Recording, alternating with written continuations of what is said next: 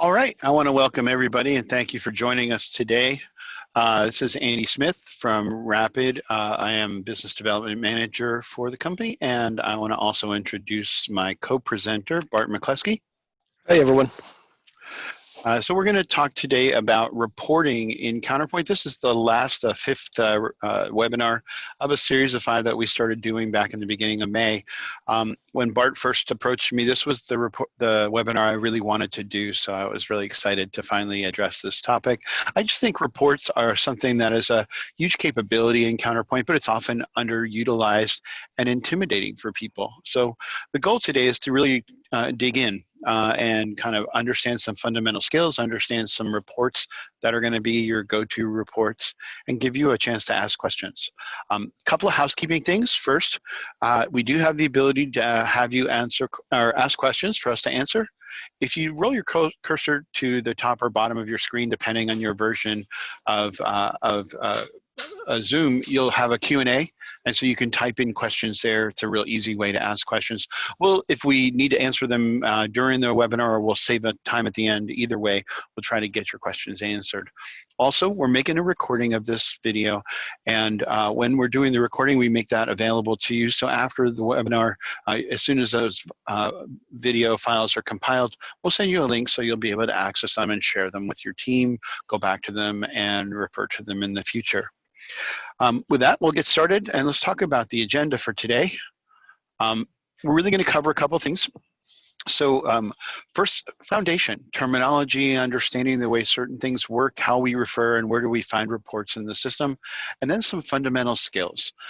Fundamental skills, really some key tools that will help you feel more comfortable working with reports, getting the data out of the system that you want to get out.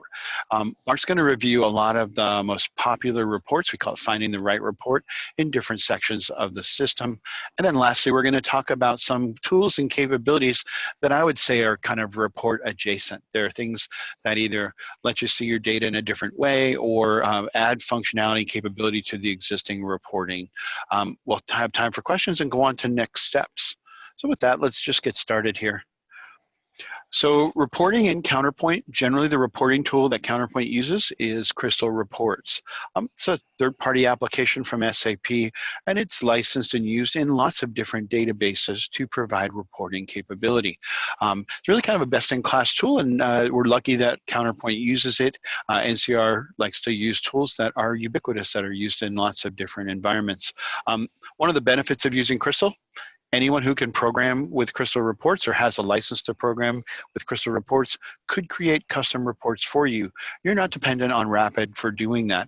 Of course, we have that capability in-house, but it's not something that you need.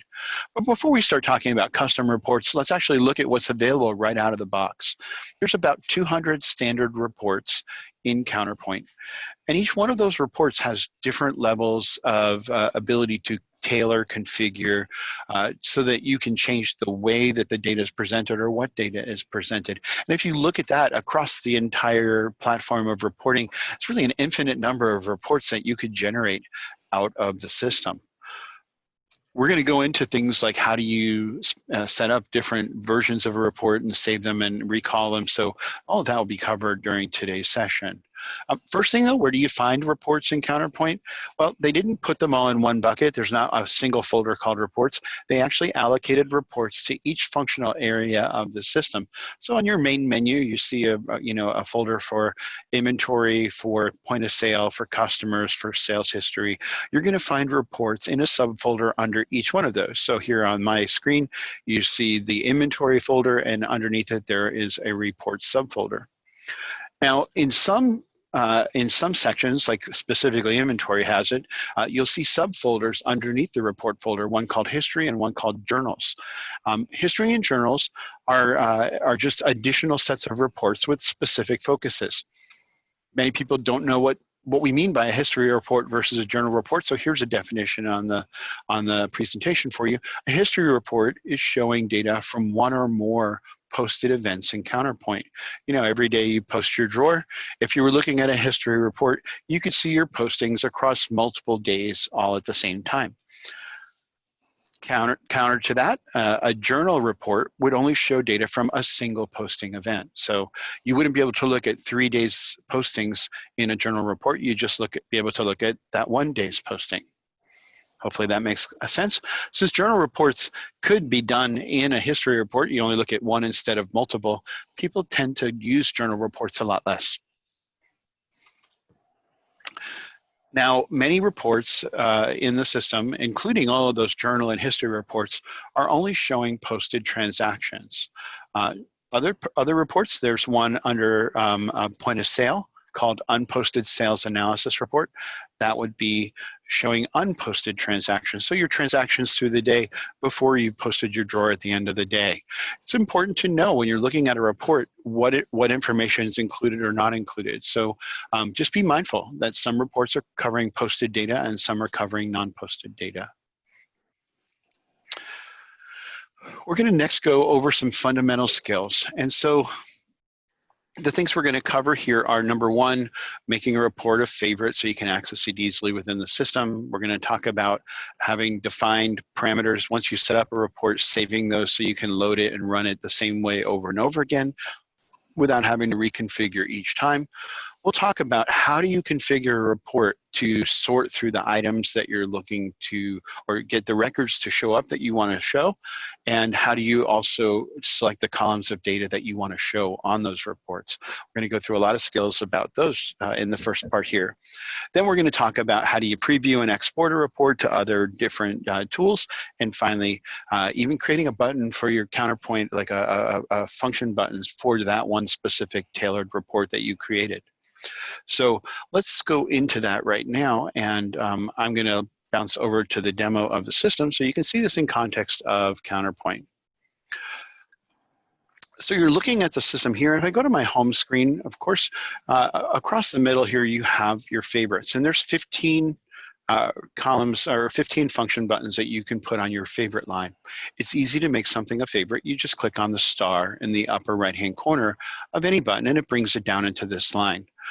When you have your favorites set up, of course, you can come up to the star at the top of the home page and drag and drop them in the order that you want to have them appear. Now, you can see on my favorites, I actually have quite a few reports. I have my merchandise analysis report here.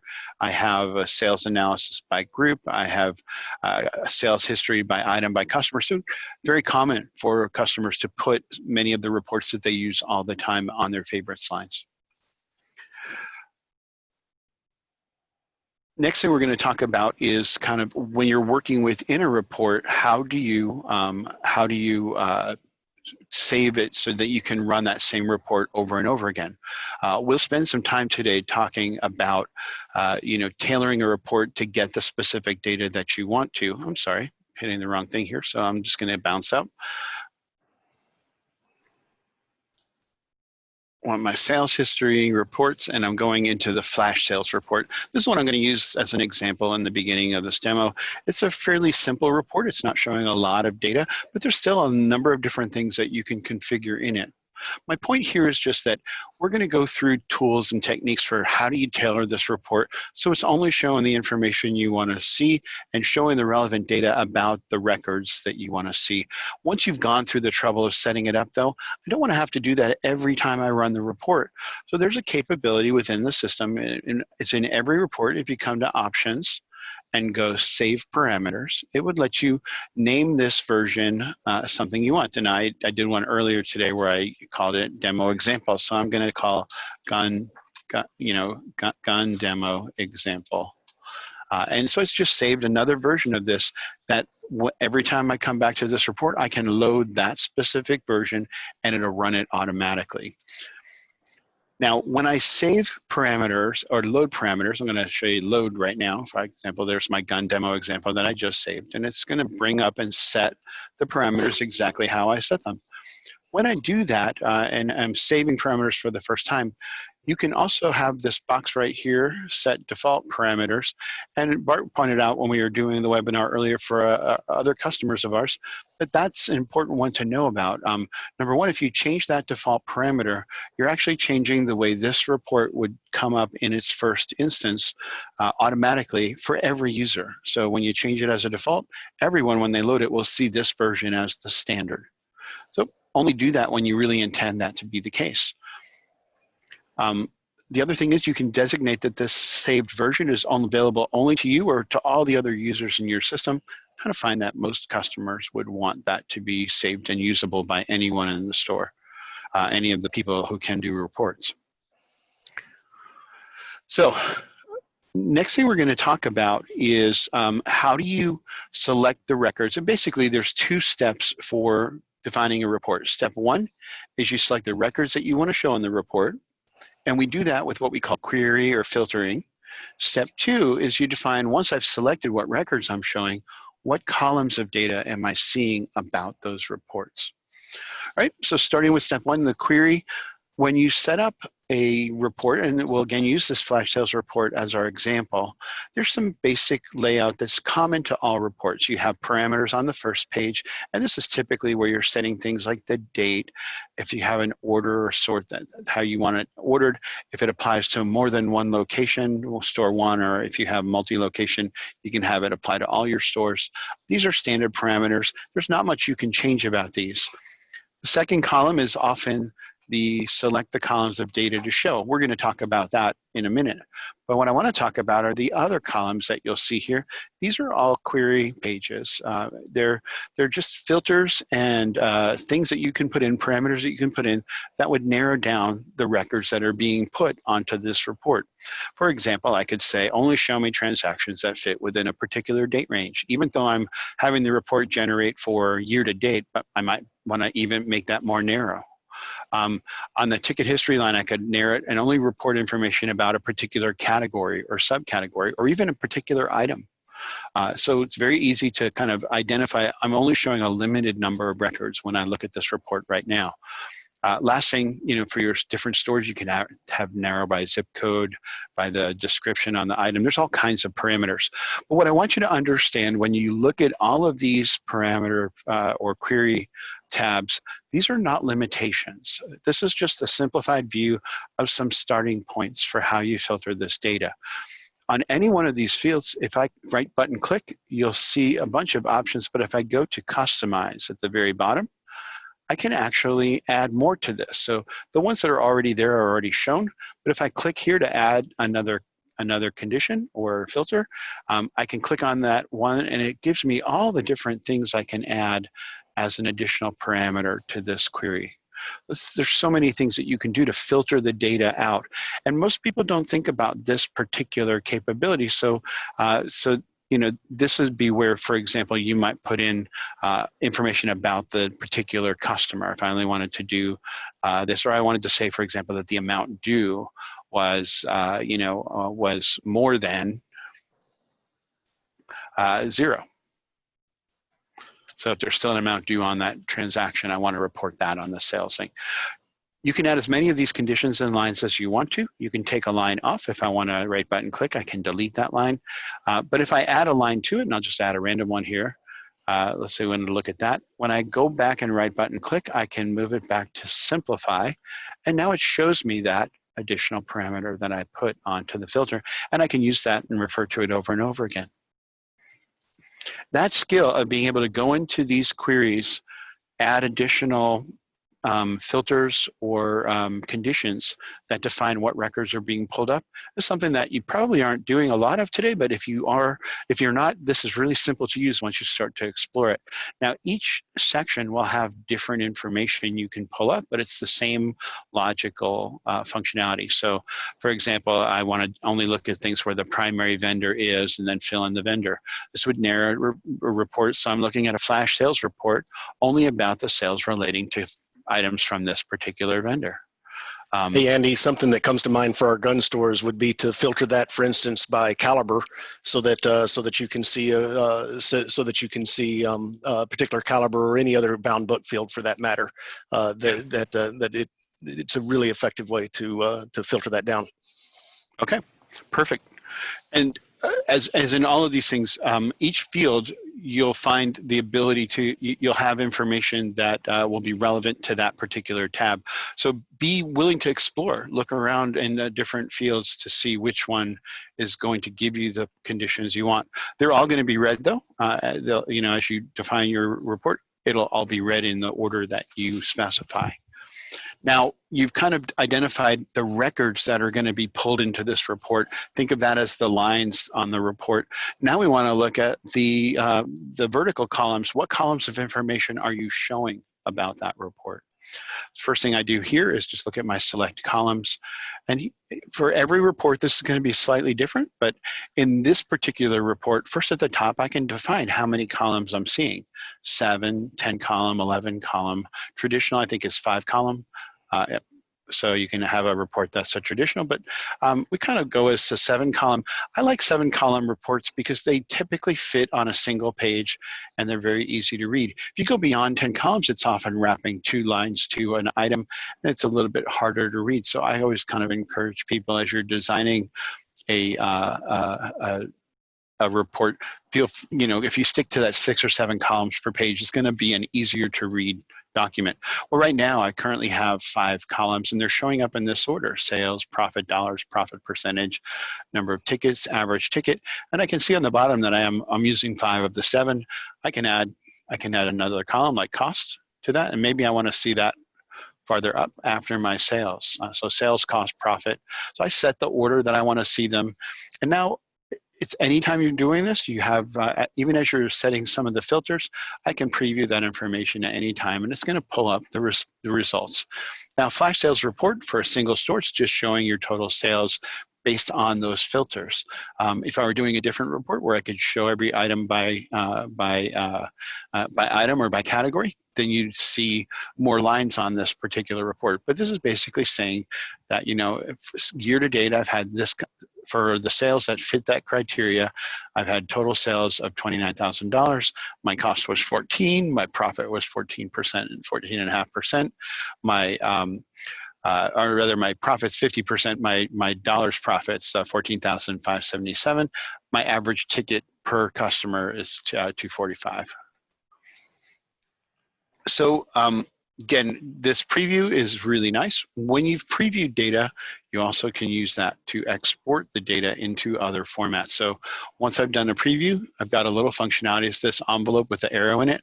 I can come up here and click it, and you can export this information into all kinds of formats. Of course, PDF would be a common one if you're going to email this report to somebody to access but not edit.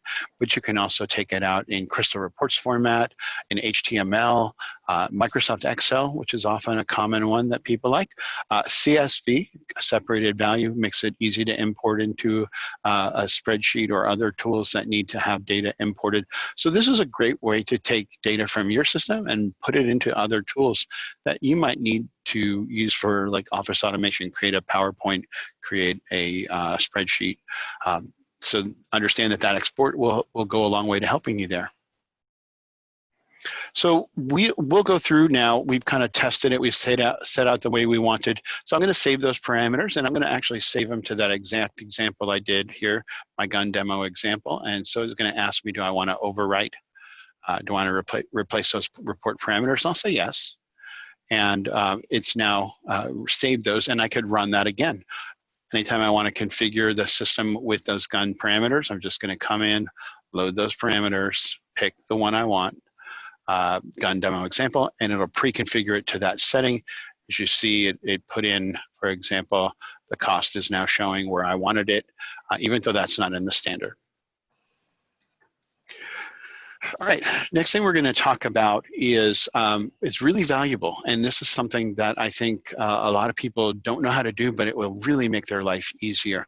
And that is, how do I take one of those special reports? I'll use the example I just created for that flash sales report and create a new button for it on the screen. So I don't have to remember that that's a subsection of flash sales. I actually have a report that I can load. And I'm going to come over here to my very last folder and show you some examples of this. I actually have some buttons that I set up. So here's Andy's inventory performance, my year-to-date sales by hour, my daily category sales. So these are all standard reports in the system. This one is a merchandise analysis report. We're going to talk about that a lot, but it's one that I created a button for, and it's just loading my special configuration of that report. This way I don't have to go in and load parameters at all. I just push that button and run it. I'm going to walk you through how to do this, and it's a little bit tricky, but it's not. Once you do it once or twice, you'll get the hang of it. So I'm going to use it in my example. I'm going to go back to that sales history report, that flash sales report that we just created. I'm going to come up here and type in menu codes, because effectively what we're doing is setting up a special menu code for that report. When you change menu codes, you change a menu code for each level of security. So I'm only going to change the one for system admin, but if you wanted this report to be runnable by everyone in your team, you'd actually do the same thing for each security level. But in this case, I'm going to do the system admin. That's what I am up here. And I'm going to edit that menu. All right, this may not be a tool you're familiar with, but it's really not hard to work with. On the custom menu, this is what you're looking at right now. Remember when I looked at common reports, they had all of those reports in it already? Well, I'm just going to add another one to that report. Over here on the default, I'm going to find the baseline report. So remember that I said that it's in sales history and it's a report. So I'm just going to find that flash sales report right here. I'm going to drag that into this folder, and it's going to create another copy of that report right here. Now I can call it whatever I want to. So I'm going to call it my gun example. And actually type that in all three of those buttons for the caption, the menu, and the button. That's going to run the standard default flash sales report. Now I'm going to make one more change, and it's the important one. Down here, I'm going to load the specific version that I saved. All three versions that were available for that report are here, but the demo example report, the gun demo example is the one I'm going to run. And so now when I close this and save it, on that report tab, you're going to now see a new report.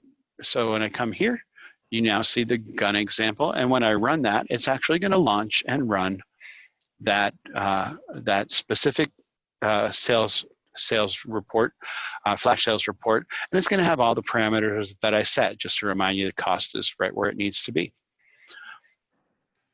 All right, one thing that for those of you that are, for gun stores, remember that your bound book is effectively a crystal report. So all the skills we're talking about in this context can be used for filtered views of your bound book. For example, you might want to do a special button for a filtered view of your open acquisition report. So everything on your bound book that is currently not disposed, I just want to do a report of that, or only my smithing transactions that are not disposed. It's very easy to set up a defined parameter and then create a button for it.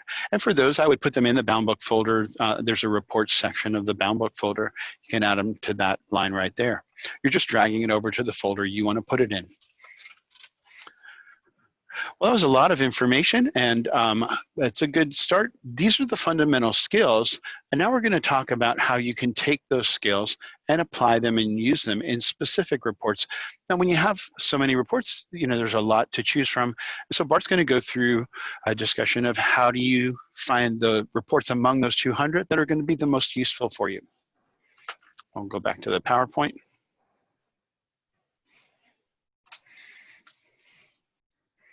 Hey, thanks, Andy. And you're right. Those skills are fundamental and important, and because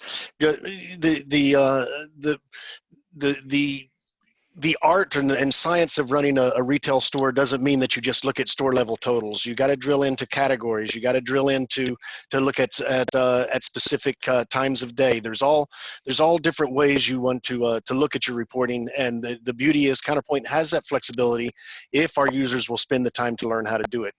Now, as Andy said, we do have 200 reports. There is a reporting handbook out there, and here is the link to it. You guys will be getting a copy of this presentation, so don't worry about writing this down. But this will show you, this handbook has an example of every single report that Counterpoint has.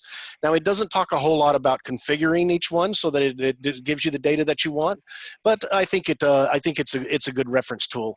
In particular, what I like about this reference is really the table of contents in the very front. So in the table of contents, it just lists on the point of sale reports, journals, history, and all the various sections. What are the reports reports that are available. And it's hard to see on this little print, but that little symbol right there that I'm pointing to, that is a key, and that means that it is one of the more common reports that people use. And so you might want to pay special attention to those. Of course, today I've defined some of what I believe are the most common reports, and I'm going to go over just a handful of those with you. Now, again, I want to remind you what Andy started us out with. Andy said that reports are under point of sale, they're under inventory, they're under customers. And so I'm going to then divide what I talk about into those same categories. So we'll talk about 4 or 5 point of sale reports, or 3 or 4 inventory reports, etc. And this little portion of the presentation could be something you want to print out and keep as a little guide, because I'm going to give you the report name. I'm going to tell you the path where you go to launch that report, and I'm going to tell you what we think that report should be used for and how you might filter the report so that it gives you more meaningful data. Again, we're going to take a look at the 13. So let's start with point of sale reports, and I've got 4 of them listed here. And the first one, I think almost all of you know and have used, the drawer history report. This is where you're able to go in and say, okay, where did I reconcile? What were my overshorts, et cetera? And 9 times out of 10 that we use this, we're thinking of in the context of a single drawer. But it can be used in a different way if you set up the parameters slightly different.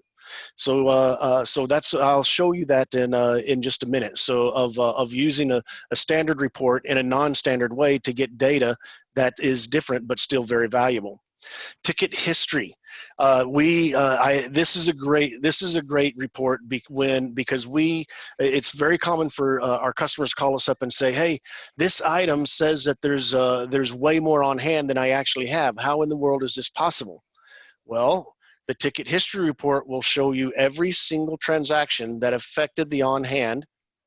And then 9 times out of 10, what you'll be able to see is, oh, there it was. 2.5 months ago, instead of receiving 30, I accidentally fat fingered it and I received 300. And so that's why now my on hand is so far out of whack. And so use this ticket history report to see all the every transaction that you've done for a designated period of time for a particular item. Always filter it down to a particular item.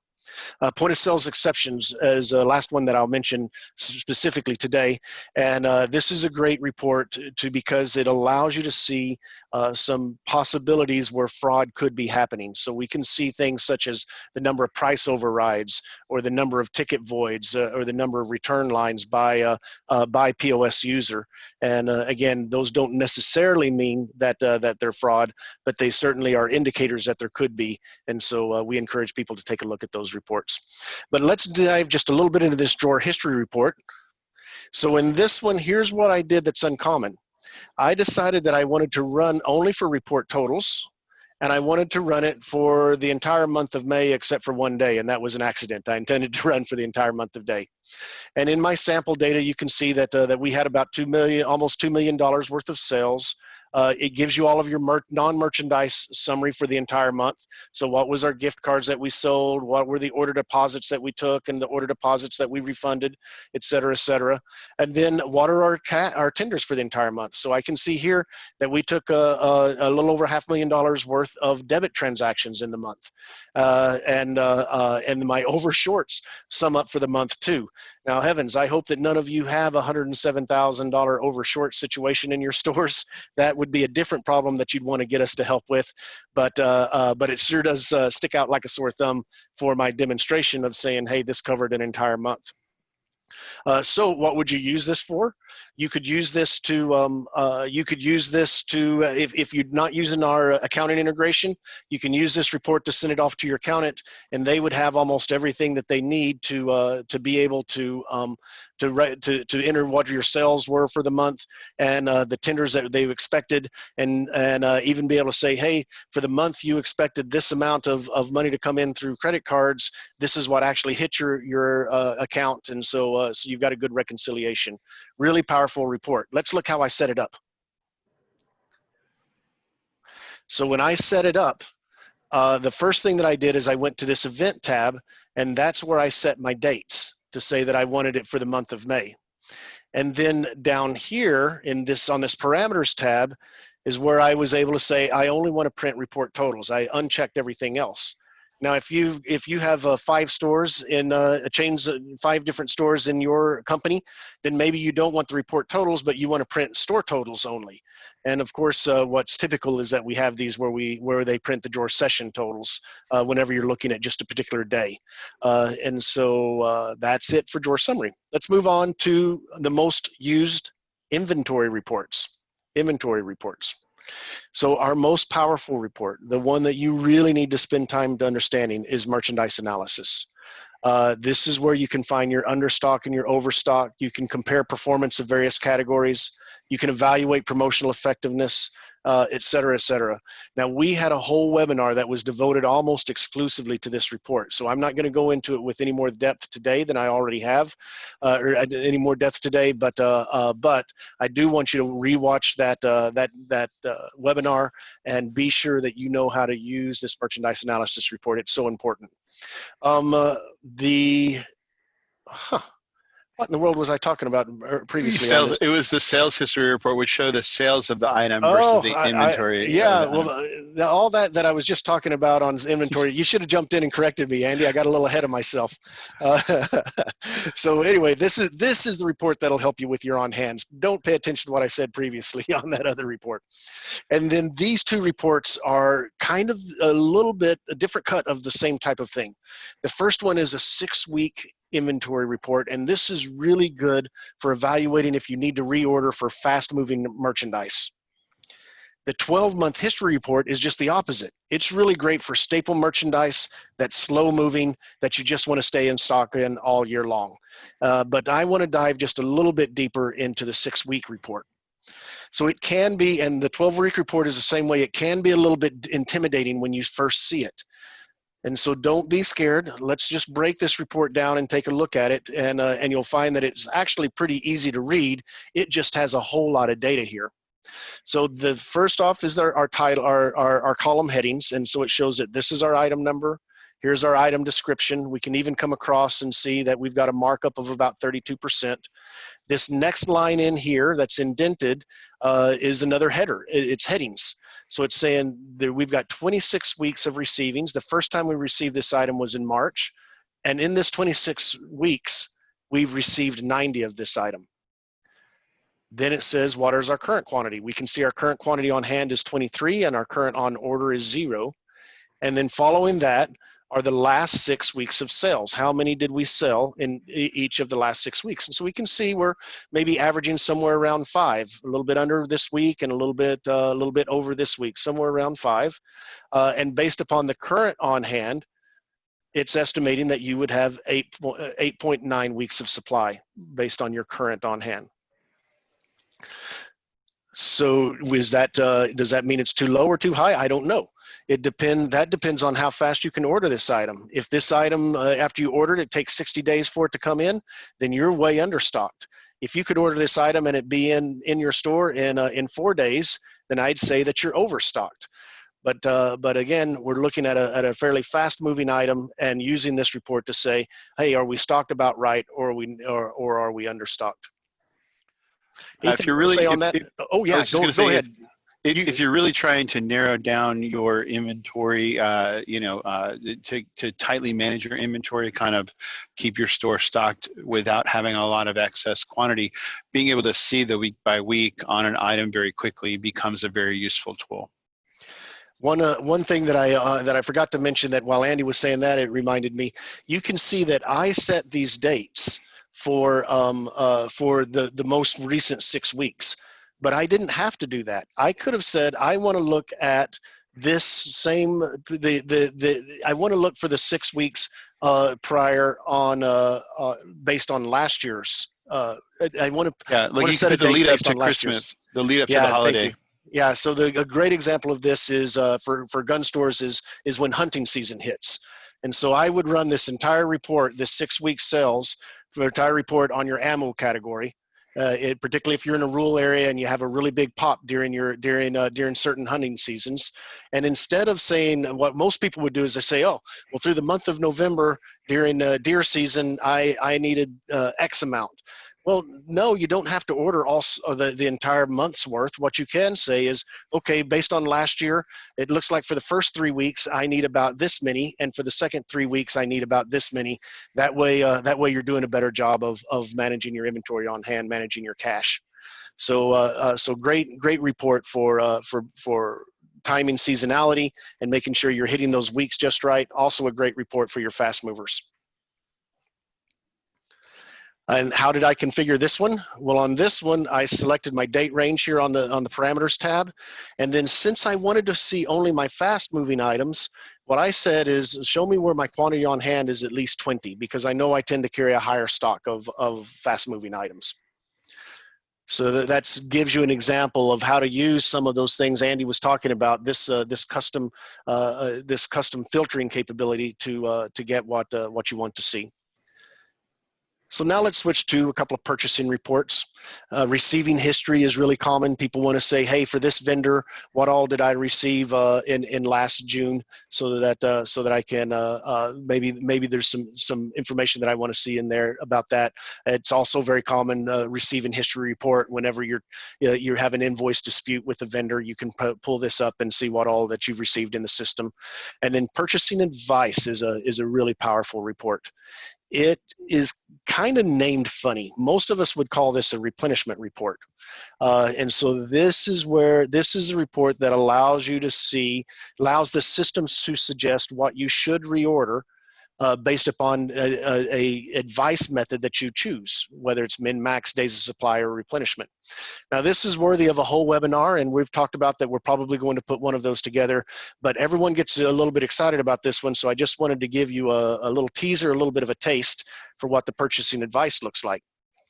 So in this case, what I did is I set up the purchasing advice to say, I want 45 days worth of supply and I want to use my previous month as my period to calculate my average daily sales. So it's basically saying, figure out what your average was for this period, and then let's make sure that we have 45 days of supply. So in this case, we can see for this item that we've got 1 on hand. We've sold 8 during that 8 weeks. And based upon this, in order to have 45 days of supply, the system has calculated that we need to order another 5. Now, we could just take this report and go bang in an order if we want to, but there's also a fancy capability to have the system automatically generate the purchase order for you, and that's kind of beyond the scope of the reporting. But I wanted you to have at least this amount of information so that you could play around with the purchasing advice and start learning how the system can suggest an order to you even before we give you the full-blown demo on how to do replenishment. And how did I set this? Oh, nope, yep. I'm skipping here. I'm skipping. Sorry about that. So that's the end of that. That's purchasing advice. So now we're going to move on to the most common sales history reports. Sales history is what we live and breathe by as retailers. And so flash sales, the one that Andy was showing you, it's a very basic report. You can add columns and take columns away. I really recommend using it because it is your everyday go-to. Let me see what my sales are. Sales analysis by group is what I call the slice and dice report. As retailers, we love to slice and dice. And this gives over 40 different grouping options for this report. So to give you a few examples of the 40, I could group my sales by hour of the day. And by doing that, that could tell me what are my low selling hours and high selling hours, and tells me what I should do with my staffing plan. Likewise, I could do this by day of the week to see how much larger Wednesday is than Thursday, or vice versa.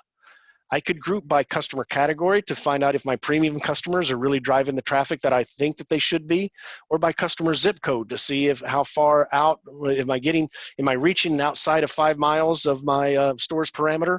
Am I getting to 30 miles? If you can start seeing how well you're penetrating out of there, and then adjust your focus on advertising based upon where you find that your customers actually reside. You could find some surprises in there. And the great thing about gun stores is we almost always have the customer customer on the file with their zip code. So we really do have valuable data here. I can also group by vendor, by primary vendor. And guess what that gives me? That gives me a vendor profitability report that I can use to cull my unprofitable vendors or go back to them and renegotiate so that we can push them towards being more profitable. So I think this is a really, really powerful report and a good one to use. I want to show you one cut of it. And this is I did the sales analysis by group, and I chose to group it by hour of the day. Now, I ran this report from January to June. And the additional thing, though, that I did is I also set a filter to say, I only want to bring up Tuesday. And by doing this, I'm able to say that, hey, on Tuesdays, my strongest hour is 4 to 5. My next strongest hour is 2 to 3, et cetera, all the way down to the bottom. Now, I could have not had this filter on here, and then I don't think that would be as good of data, because we know that the sales by hour on a Saturday is going to be different than what it's going to be on a Tuesday. And so that's why I wanted to demonstrate a combination of grouping along with a period of time, and then along with a filter that says a certain day of week. I've now taken this by group report and really drilled down to have some actionable data to control how I'm going to staff my store on a Tuesday. So how did I do that? On the ticket history tab, that's where I filtered to say I only want sales on Tuesday. I set my group by hour. I said that I wanted to print in order by a sale so that my top selling hour is at the top. I could have, on the other hand, sorted it by hours, and then it would have all been in numerical order. But I thought it better to print this in an order by which hour was my best. And then over here is where I entered my date period. And so that ends what I wanted to cover with, again, we covered about 13 reports. And so with that, I'm going to turn it back over to Andy. Yeah, and actually, Bart's last report kind of flagged a really good point that I'd like to make. In addition to the reporting concepts that we've talked about so far, he actually raised a couple of new terms, rank, group, order, and I want to kind of talk about what those terms mean in the context of report. So I'm actually going to go an inventory report, and I'm going to go to the merchandise analysis, kind of that king of reports that he mentioned for inventory analysis. First, point out that on this main screen, you kind of see all of those terms. You see order by, group by, rank by. And again, that can be a little confusing to people, so I want to just give you definitions for what those all mean. The first one is when at the top, we're going to analyze the data by item, or we could do it by group. So in other words, the group might be we look at category data. And look, by just changing it from item to group, some of these options change and the configuration capabilities change. So if I'm looking at it by group, I'm not looking item by item, and I can sort by category, or I could sort by primary vendor. It's saying, how do I want to cluster those reports? If I'm doing it by item, now I'm just looking item by item, but still I can cluster those results. Right now I'm not grouping by anything, but I could group by vendor or vendor category subcategory. So these are just preset options for you. Rank is how do you cherry pick the items that I'm seeing? So for example, I'm ranking based on the quantity sold right now. I'm looking at all records, but maybe I only want to look at the top, say the top 50. So I want to look at the top 50 sellers in my store by the quantity sold. I could do a different report that says I want to look at the top 50 sellers, but by my profit or by my gross margin return on an inventory. So you can do the ordering and select out your records based on different parameters for rank. And this is going to vary report by report, but for merchandise analysis, one of the reasons it's such a powerful report is it allows you to do rankings by all these different variables. So rank allows you to cherry pick which records you're seeing. Group is how do you cluster those together. Order is in what order do you want to see them. So right now I'm ordering by rank. So if I do rank by quantity sold and order by rank, it's going to show my top selling item first and my bottom selling item last. with that, I'm going to bounce out of this and go back into our presentation.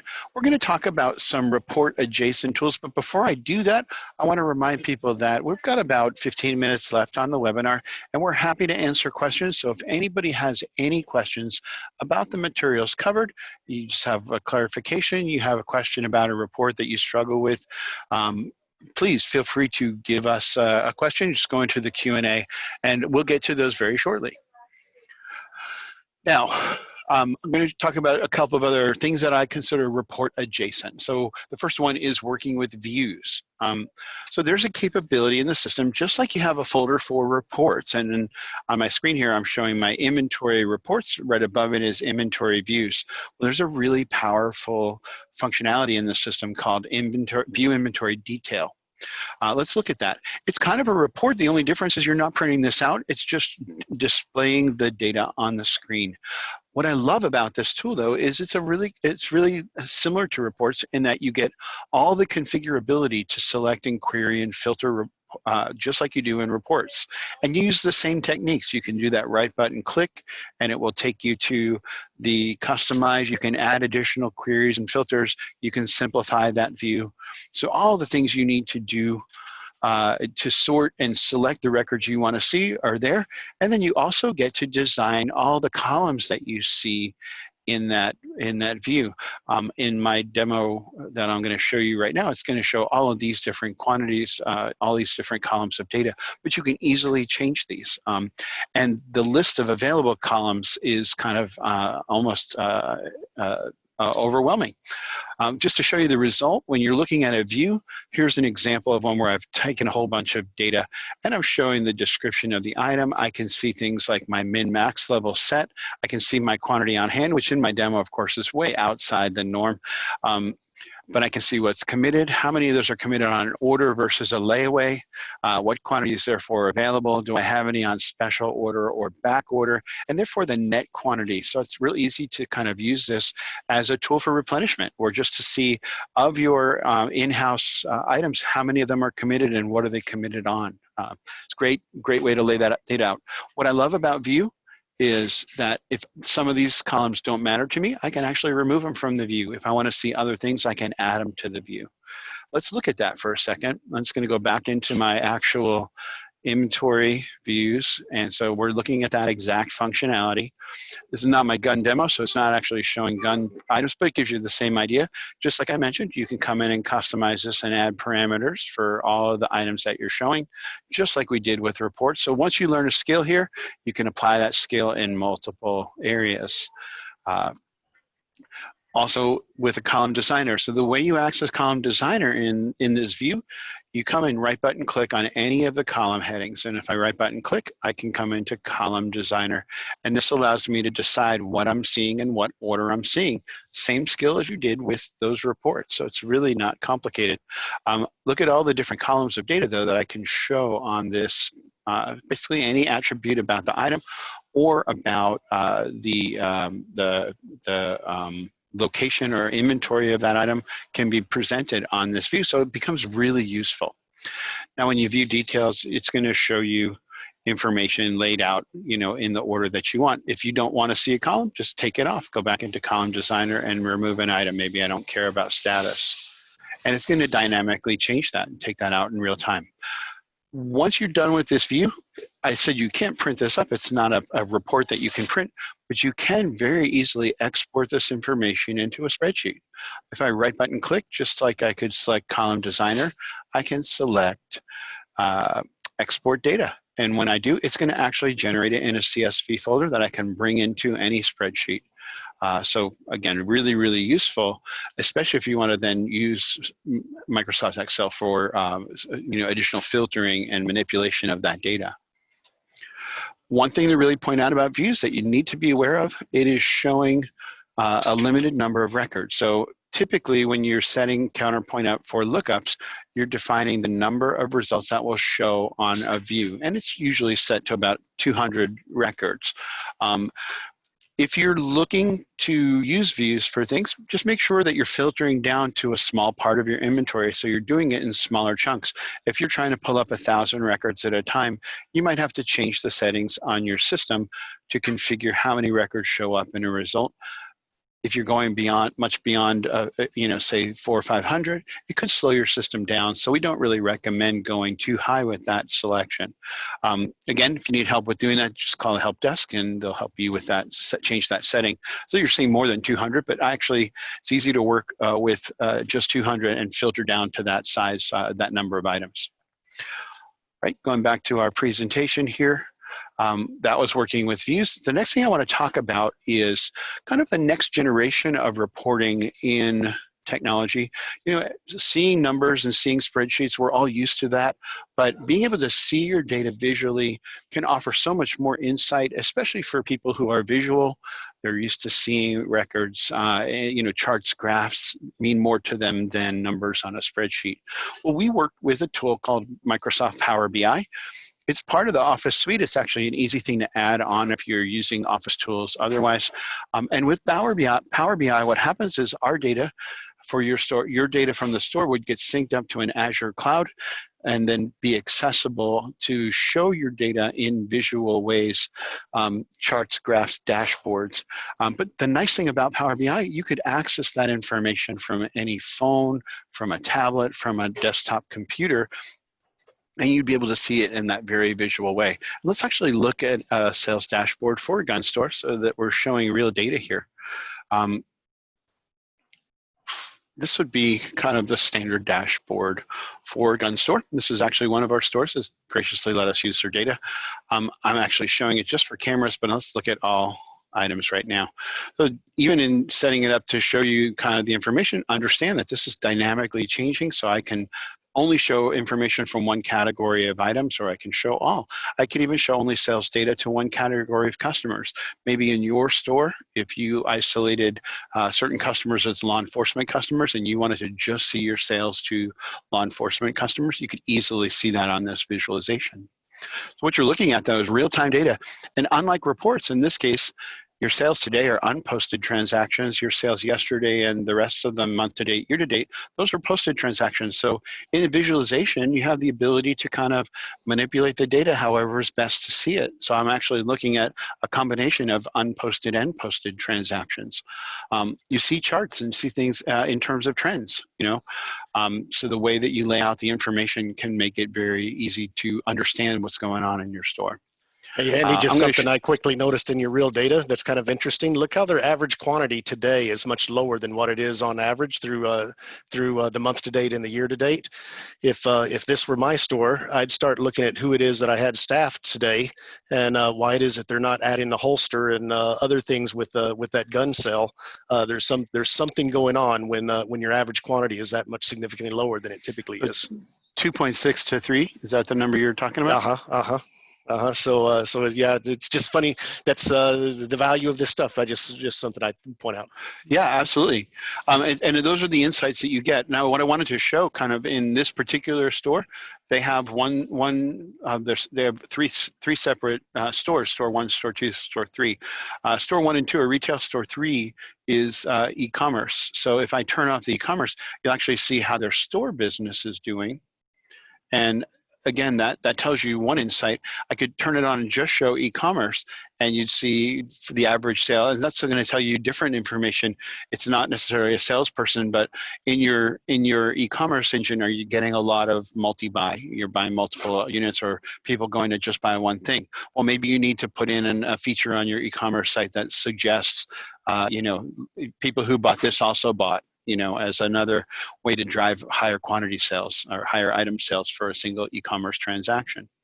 But understand that as you make those changes, the data changes dynamically. I like to show this year-to-date analysis because this is really easy to kind of push out, sorry about that, it was easier to push out the visual part of this. In this case, I'm looking at very specific metrics: sales volume, gross margin dollars, customer count, average sale. And I can look at this and compare to last year, and I could assess this and say, we had a fairly slow start to the year and we're kind of evening off right now. But remember, I'm only showing store sales. If I add e-commerce back in, watch what happens to the data. They're actually having a tremendous year in terms of sales volume, and in terms of customer count, they're actually reaching a lot of customers. My gross margin's down a little bit. My average sale might be down. Average sale in the month of June so far is up. So just gives you a really quick visual way to see what's going on. The last thing I'm going to show you here is, in the category detail, you can break out your categories and subcategories. And again, this is dynamically adjusted. So if I wanted to look at my new firearm sales, I could drill in and it's going to show me the breakdown by subcategory instantly. So just amazing how powerful kind of that picture is compared to looking at lines on a spreadsheet. I'm a believer because I'm very visual. If you're interested in Power BI, just please drop us a line or send an email to Counterpoint Cares Rapid Cares at rapidpos.com, and we will then follow up and coordinate kind of doing a full demonstration showing you all the dashboards. The dashboards are a good starting kit, but you can create your own. We even have part of our programming team who are capable of doing dashboards for you. So last thing I want to talk about, having reports in the system is great. Sometimes people say, I have a report, I've got it set up exactly the way I want, but I just want the ability to automatically generate that report. And so there is a tool that you add on to Crystal Reports that allows you to automatically generate reports and distribute them by email. It's not an expensive tool. Each report that you're doing that auto generation needs some configuration, and so our programmers need to go in and do that. There's a charge for the time necessary to set that up, but we would give you a quote for what that would take. But the idea is every Friday you run your standard Friday sales report. It has to get distributed to these 5 people. Then you set it and forget it. So a lot of customers seem to like that capability to further enhance the reporting capability, basically take the human element out of it completely. Just pause for questions, and we got 2 questions coming in. The first one is Power BI included? So Power BI is available. It is a feature that you just have to pay to configure. There's a one-time charge, and then there's a monthly fee associated with it to make sure that the data is syncing up and is optimized. It's not expensive, so we'll be happy to provide information about that to you, and I'll follow up with you directly. The second question we got that was, is there a way to export to Excel with repeating the headings? I bet what they meant is without repeating the headings, because you know how if you have it multi-page each time the headings come in. Right. And yeah, the answer to that unfortunately is no. And that's not a limitation of Counterpoint. That's just that's a limitation of Crystal Reports and how it does its extract. Now the interesting thing, or the nice thing, is those views that Andy was showing when you export those to Excel. Number one, they'll export much more, they're much more pretty when they export. And they would not have the repeat of the headers, and so I think take a look at that inventory view and see if you can get the columns you want within it, and you might find that addresses some of your need. Actually, Bart, I want to ask you, because maybe you know the answer to this, but going back into my demo here for a second, if I'm looking at a report and I preview, one of my export options is Excel data only.